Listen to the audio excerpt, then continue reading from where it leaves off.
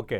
రమేష్ కన్నిగంటి గారు, ఇంకా ట్రంప్ అన్నంత పని చేయబోతున్నాడు. నాటో కూడా సపోర్ట్ చేయడానికి సిద్ధమైంది కాబట్టి ఇక ఫైనల్ స్టేజు, ఇక మారణహోమం చూడబోతున్నాం. తట్టుకోలేని యుద్ధ వాతావరణం మనం చూడబోతున్నాం అని అంటున్నారు. మరి ఇలాంటి పరిస్థితి ఎదురవుతుందన్న అంచనాలు ఇరాన్ కూడా ఉంది కదా. ఇరాన్ కూడా మేము వెనక్కి తగ్గమని చెప్తోంది. నరకానికి దారి తెరుస్తామని ఒక కామెంట్ కూడా మనకి ఇరాన్ నుంచి వచ్చింది. ఇరాన్ ఇప్పుడు ఏం చేయబోతోంది? ఇంత స్థాయిలో అమెరికా అలాగే నాటో దేశాల మద్దతుతో అటాక్కు సిద్ధమవుతున్న వేళ ఇరాన్ డిఫెండ్ చేయగలదా, లేదంటే కొంత వెనకడుగేసే ఛాన్స్ ఉందా? ఇరాన్ ఏమాత్రం వెనకడు వేయదు.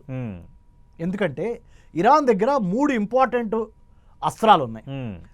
నెంబర్ 1 వెపన్ ఏంటంటే స్ట్రైట్ ఆఫ్ హర్ముజ్ జలసంధినే అదొక ఆయుధంగా మార్చుకుంది. ఓకే.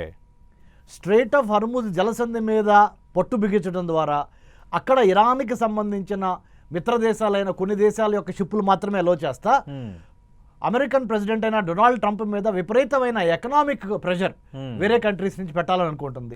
ఇది స్ట్రైట్ ఆఫ్ హర్ముజ్ ని క్లోజ్ చేయటం ద్వారా నెంబర్ 1. నెంబర్ 2, ఇరాన్ దగ్గర ఆల్మోస్ట్ 1600 అడుగుల లోతైన పర్వత శ్రేణుల్లో ఇరాన్ యొక్క పర్వత శ్రేణుల్లో 1600 అడుగుల లోతు వరకు మిసైల్ సిటీస్ నిర్మించింది. 1600 అడుగులు లోతులో B2 స్టెల్త్ బాంబర్ ద్వారా అమెరికా కొడుతున్నా గానీ అవి 600 నుంచి 700 అడుగులు మాత్రమే వెళ్ళగలవు.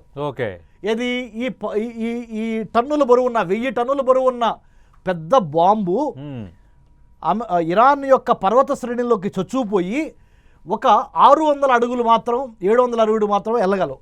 కానీ ఇది 1600 అడుగుల లోతున మిసైల్ సిటీస్ నిర్మించింది. ఇరాన్కి ఈ ఆత్మవిశ్వాసం ఎక్కడి నుంచి వస్తుందని మీరు అడిగారు.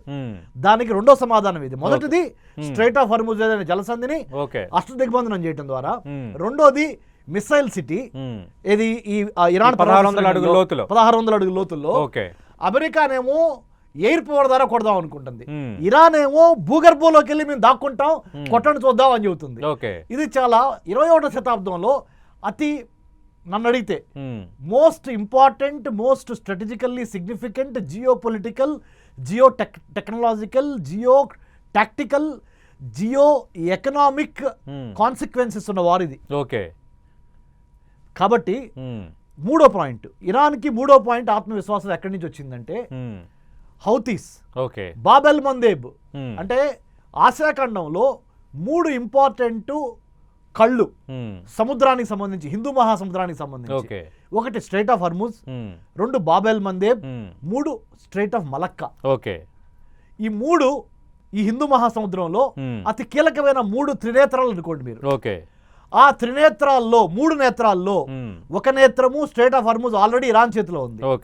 బాబెల్ మందేబ్ అని యమన్ దేశానికి జిబూతికి మధ్య ఎర్ర సముద్రము ద్వారా ఆ బాబెల్ మందేబ్ నుంచి షిప్పులు పెట్టి రావాలి.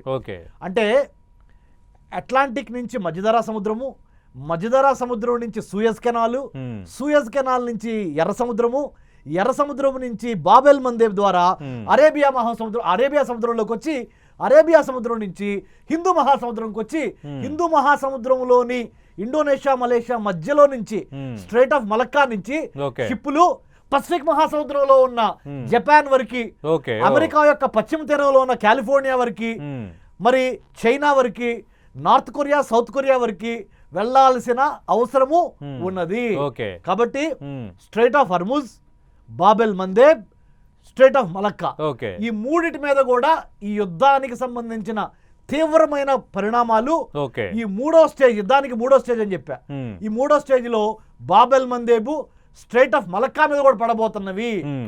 దీనికి 4వ అతి ఇంపార్టెంట్ పాయింట్, ఇరాన్ యొక్క ఆత్మవిశ్వాసానికి రష్యా ఇంటెలిజెన్స్ ఇస్తుంది. Satellite intelligence, visual intelligence, imagery intelligence, human intelligence, అన్ని రకాల ఇంటెలిజెన్స్లు ఇరానియన్ రెవల్యూషనరీ గార్డ్ కార్ప్స్ అంటే ఇరాన్ యొక్క సైనిక బలానికి రష్యా యొక్క ఇంటెలిజెన్స్ బలం తోడైంది.